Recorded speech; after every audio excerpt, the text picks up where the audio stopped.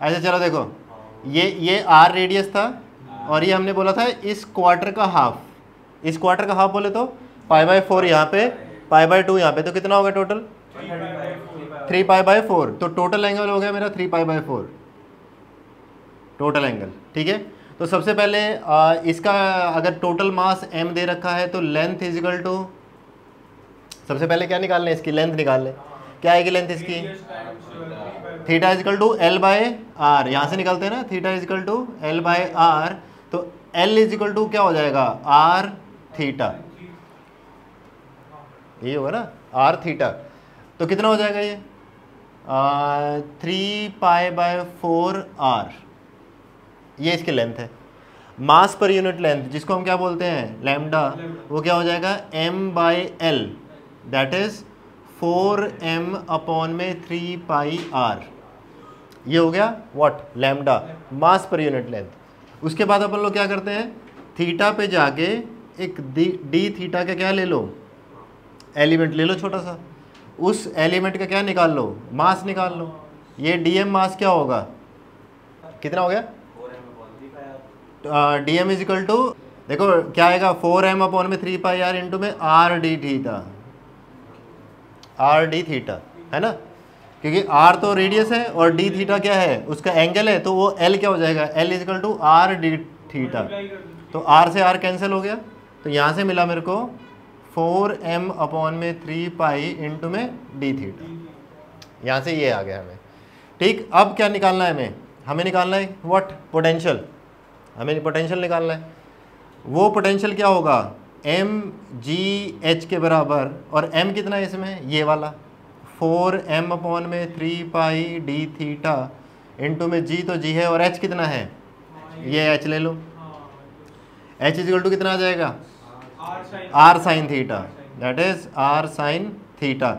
और ये लिमिट कहाँ से कहाँ लगेगी, 0 से 3π/4, 3π/4, ये आ गया इसका पोटेंशियल।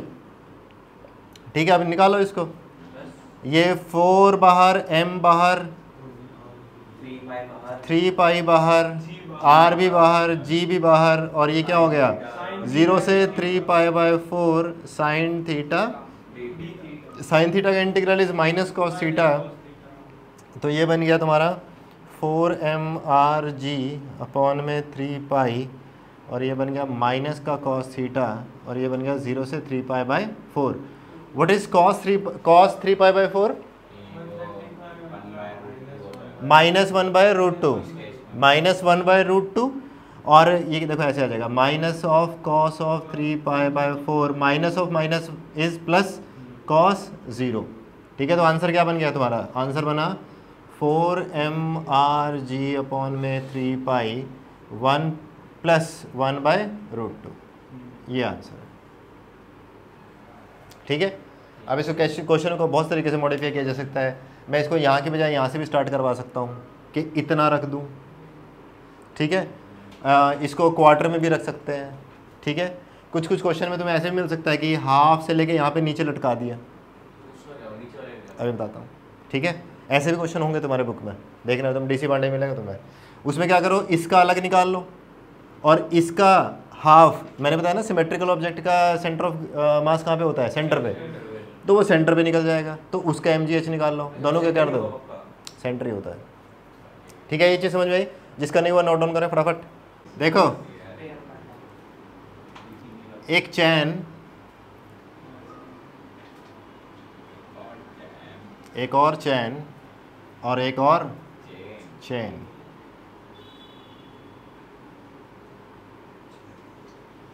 ठीक है, ये ग्राउंड ग्राउंड ग्राउंड, इन तीनों ही केसेस में जो चेन का मास है वो m है और लेंथ है l। वो एक डाउट है, एक सेकंड पहले सुनो। ठीक है, तीनों ही केसेस में मास क्या है m और लेंथ क्या है l।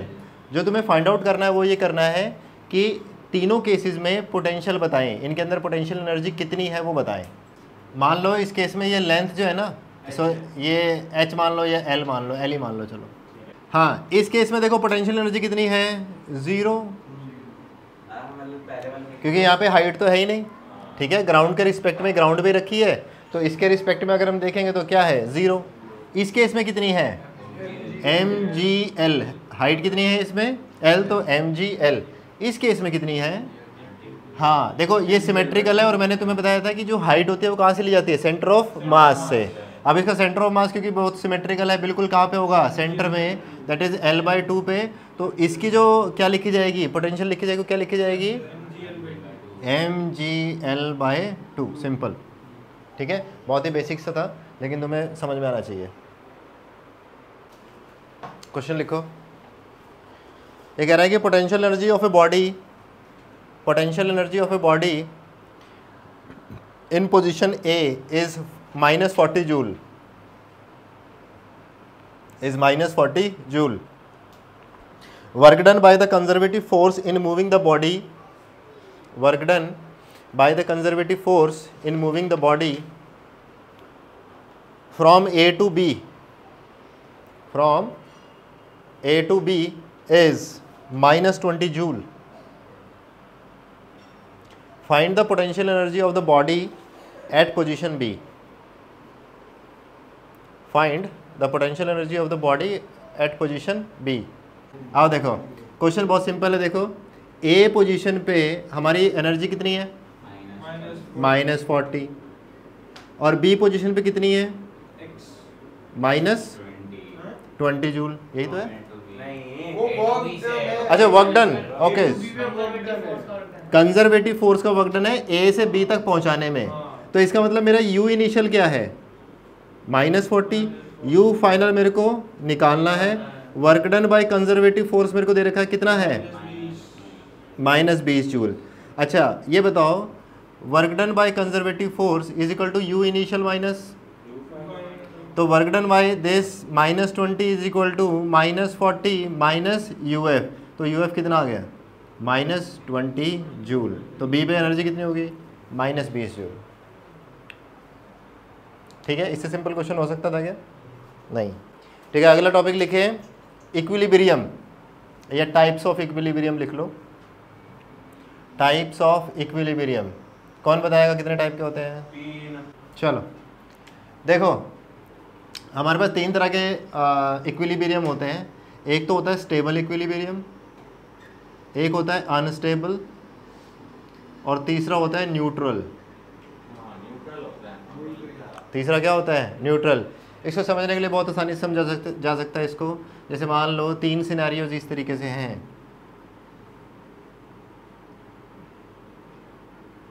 ये ठीक। अगर मान लो एक बॉल मैंने ऐसे रख दी इसके अंदर, और एक बॉल मैंने यहाँ पे रख दी, और एक बॉल मैंने यहाँ पे रख दी, ठीक है। इक्विलिब्रियम का मतलब क्या होता है, what do you mean by equilibrium, जहाँ पे नेट फोर्स क्या होती है, नेट फोर्स 0। नेट फोर्स 0 होने का मतलब बॉडी मूव नहीं कर रही। देखो यहाँ पे क्या, बॉडी मूव करेगी पर उसमें फोर्स एक्सेलरेशन नहीं होगा बॉडी में, मतलब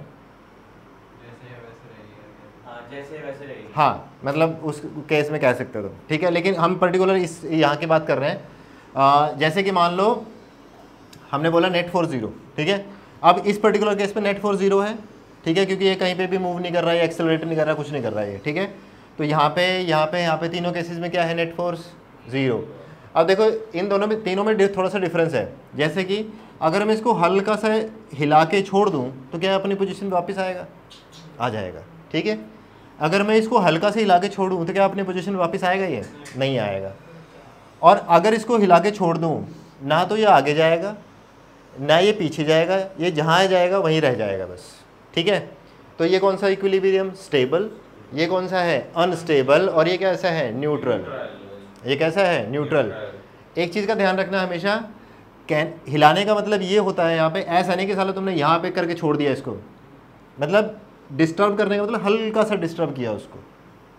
डिस्टर्ब करने का मतलब होता है हल्का से डिस्टर्ब करना, ये नहीं कि मतलब पूरा इतना डिस्टर्ब कर दो कि बाहर ही निकल जाए वो, ठीक है। अगर मान लो ये ऐसे होता है, ऐसे हो, ये ऐसे, ठीक है। अगर मैं बहुत ज़्यादा फोर्स लगा दूँ इसके ऊपर तो बाहर ही निकल जाएगा, फिर किस बात का स्टेबल इक्विलिब्रियम।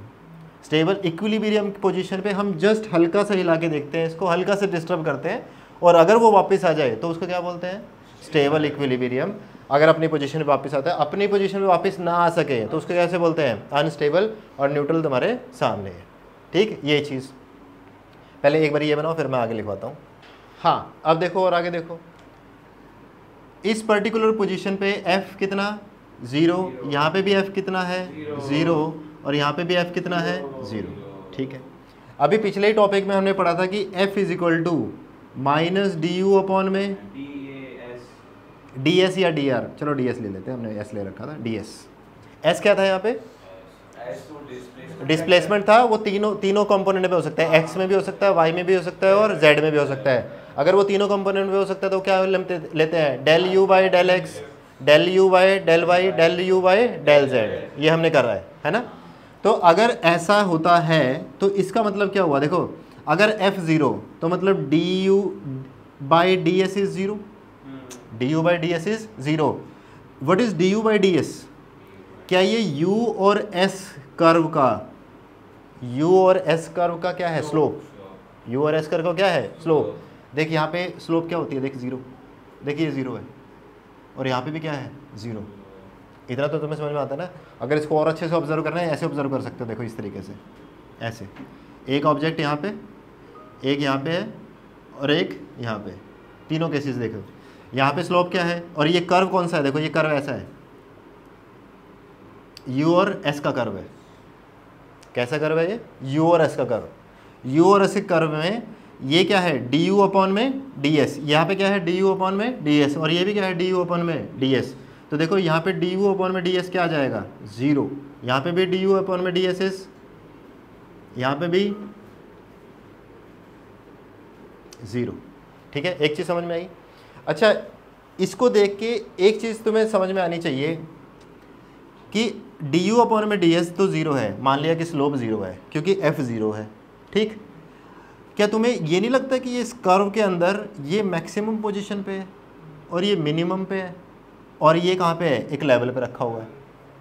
ठीक है, अगर तुम थोड़ा सा मैक्सिमम मिनिमा का कॉन्सेप्ट अगर ध्यान हो किसी को, तो अगर तुम देखो कि मैक्सिमम मिनिमम में देखो क्या होता है, अगर मैं किसी भी फंक्शन का डबल डेरिवेटिव करता हूँ और अगर वो नेगेटिव आता है तो उस पॉइंट पे क्या होता है मैक्सिमा, उस पे क्या होता है मैक्सिमा। तो पर्टिकुलरली मेरे को इस पॉइंट पे क्या मिलना चाहिए, मैक्सिमा मिलना चाहिए। क्या मिलना चाहिए मेरे को, मैक्सिमा। या फिर इस पर्टिकुलर पॉइंट पे डी यू स्क्वायर अपॉन में डी एस स्क्वायर क्या हो जाएगा, नेगेटिव होगा, नेगेटिव होगा। ठीक है, डी यू स्क्वायर अपॉन में डी एस स्क्वायर यहाँ पे क्या होगा पॉजिटिव और यहाँ पे डी यू स्क्वायर अपॉन में डी एस स्क्वायर क्या होगा इक्वल टू 0, इक्वल टू 0। अब यहाँ से एक चीज़ समझ में आती है कि अगर मेरे को u और s का कर्व दे रखा हो, अगर मेरे को u और s का कर्व दे रखा हो और वो तेरे से पूछे कि कहाँ पे स्टेबल इक्विलिब्रियम होगा, कहाँ पे न्यूट्रल होगा और कहाँ पे क्या होगा अनस्टेबल इक्विलिब्रियम होगा, तो क्या निकाल सकता है, निकाल सकते हैं। कैसे निकालेंगे, देखो अप्रोच देखो कैसे, पहले सुनो अप्रोच। सबसे पहले मैं D you by D S निकालूंगा, उसको क्या करूँगा 0 को इक्वल पुट करूँगा, वहाँ से x y या z की कोई वैल्यूज़ आएंगी, उन वैल्यूज़ पे मैं डबल डेरिवेटिव चेक करूँगा। जिस वैल्यू पे ये D you by D S square क्या होगा नेगेटिव होगा, तो वो क्या होगा point of maxima, point of maxima. और उस पर इक्विलिब्रियम कैसा होगा अनस्टेबल, कैसा होगा अनस्टेबल। इस पॉइंट पे कैसा होगा स्टेबल और यहाँ पे कैसा होगा न्यूट्रल, यहाँ पे कैसा होगा न्यूट्रल। ये चीज़ ध्यान रहेगी। सबसे पहले ये बनाओ फिर क्वेश्चन करते हैं इसके ऊपर। देखो क्वेश्चन तुमसे पूछा गया कि u is equal to 12x minus x cube, 12x minus x cube. ठीक है, ये कैसा रिलेशन दे रखा है, u का रिलेशन दे रखा है तुम्हें। ठीक है, तो इसके लिए तुम्हें फाइंड आउट करना है किस पॉइंट पे ये अनस्टेबल इक्विलिब्रियम होगा, स्टेबल इक्विलिब्रियम होगा या फिर न्यूट्रल होगा। वो पॉइंट निकालने हैं तुम्हें इस कर्व के ऊपर जहाँ पे इक्विलिब्रियम क्या होगा स्टेबल, अनस्टेबल और न्यूट्रल। सबसे पहले देखिए क्या करेंगे हम, D you by D x निकालें, क्या आएगा वो 12 माइनस 3x स्क्वायर और इसको क्या करते हैं 0 के इक्वल पुट करें। इसको पुट करने के बाद x की कुछ वैल्यूज आएंगी, x की वैल्यू आएगी प्लस माइनस 2, x की वैल्यू आएंगी प्लस माइनस 2। इसका मतलब क्या हुआ कि x इज इक्वल टू 2 या माइनस 2 पे वो क्या हो सकता है मैक्सिमा या मिनिमा हो सकता है। वो चेक कैसे करेंगे, डी यू बाई dx² निकाल के क्या आ जाएगा, माइनस में 6x, माइनस में 6x। चेक करो at x is equal to 2 पे क्या आएगा, ये -12 विच इज़ लेस देन 0। इसका मतलब x इज इक्वल टू 2 पे क्या होगा, ये मैक्सिमा होगा। मैथ के टर्म्स में क्या होगा, ये मैक्सिमा। और मैक्सिमा पे क्या होता है हमारे पास, अनस्टेबल इक्विलिब्रियम। मैक्सिमा पे क्या होता है, अनस्टेबल इक्विलिब्रियम। यहाँ पे लिख लें अनस्टेबल इक्विलिब्रियम, ठीक है। अच्छा, क्या x इज इक्वल टू -2 पे ये 12 आ जाएगा, which is greater than 0। Greater than 0 पे क्या होगा, ये मिनिमा। क्या होगा, ये मिनिमा। और मिनिमम में क्या होता है, ये स्टेबल इक्विलिब्रियम।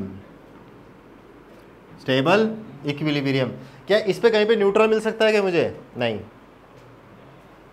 मिलेगा, क्योंकि ये 0 नहीं हो रहा। d2u अपन में dx² 0 नहीं हो रहा, ठीक है। ये चीज़ समझ में आ गई, ठीक है। कैसे अनस्टेबल स्टेबल चेक करते हैं, ठीक है। फटाफट नोट डाउन करो जिसका नहीं हुआ था ये।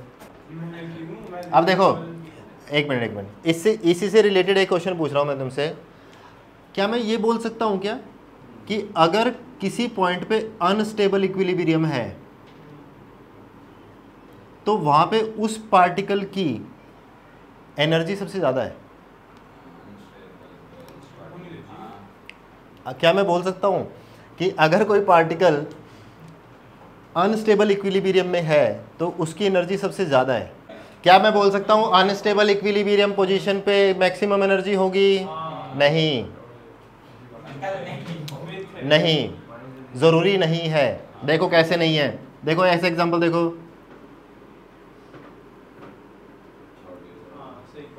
देख, यहाँ पे अनस्टेबल इक्विलिब्रियम, यहाँ पे भी अनस्टेबल इक्विलिब्रियम और यहाँ पे भी अनस्टेबल। क्या मैं बोल सकता हूँ कि अनस्टेबल इक्विलिब्रियम वाली पोजीशन पे मैक्सिमम एनर्जी है? नहीं बोल सकता मैं, नहीं बोल सकता। अरे तीनों में से किस पोजीशन पे है मुझे थोड़ी ना पता है। अगर कोई तरह से ये पूछ ले कि अनस्टेबल इक्विलिब्रियम पे मैक्सिमम एनर्जी होती है, आंसर इज नहीं, वी कैन नॉट टेल, ठीक है। हम जब तक नहीं बता सकते जब तक हमारे पास और डेटा अवेलेबल नहीं है, तो ठीक है। इसी पॉइंट को लिख ले जल्दी से। एक चीज़ और, जैसे अभी तो हमने u और x का ग्राफ देखा या u और s का ग्राफ देखा, ऐसे हमारे पास f और s का ग्राफ भी हो सकता है। ऐसे f और s के ग्राफ में ध्यान रखना, जैसे मान लो मैं ये बोल दूँ ऐसे ऐसे, ठीक है।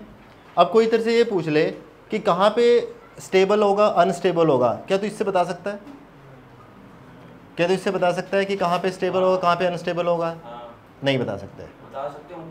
इस पे हम सिर्फ ये बता सकते हैं कहाँ पे इक्विलिब्रियम होगा। अनस्टेबल होगा स्टेबल होगा वो हम नहीं बता सकते जब तक हमारे पास u और x का ग्राफ ना हो। लेकिन हाँ, मुझे ये पता है कि जिस जिस पॉइंट पे f0 होगा वहाँ पे क्या होगा, इक्विलिब्रियम पक्का होगा, ठीक है। f और s के ग्राफ में मैं सिर्फ ये बता सकता हूँ कि इक्विलिब्रियम होगा, लेकिन स्टेबल होगा अनस्टेबल होगा ये मुझे नहीं पता। वो कहाँ से पता चलता है? u और s के ग्राफ से। लिख लो फटाफट इसको। चलो एक क्वेश्चन करके दिखा दो फिर मेरे को। क्वेश्चन बहुत सिंपल है, वही क्वेश्चन है। u is equal to x³ - 4x + 6 find out stable unstable equilibrium के पॉइंट्स। आओ देखें, सबसे पहले क्या करें, du अपॉन में ये आ जाएगा 3x² - 4। इसको क्या करें, अब 0 को इक्वल पुट करें, ये तो वही क्वेश्चन हो गया फिर, +-2। अब क्या कर लें, du² कितना आ गया, 2x, बस 2x आ गया, है ना। ये +2 पे कितना होगा 4 और -2 पे कितना होगा -4। यहाँ पे लेस देन 0 है, यहाँ पे ग्रेटर देन 0 है। ग्रेटर देन 0 का मतलब क्या है, minima minima minima minima minima, तो स्टेबल। मैथ की टर्म्स में मिनिमा और फिजिक्स के टर्म्स में स्टेबल, यहाँ पे अनस्टेबल। और ये क्या होगा, मैक्सिमम।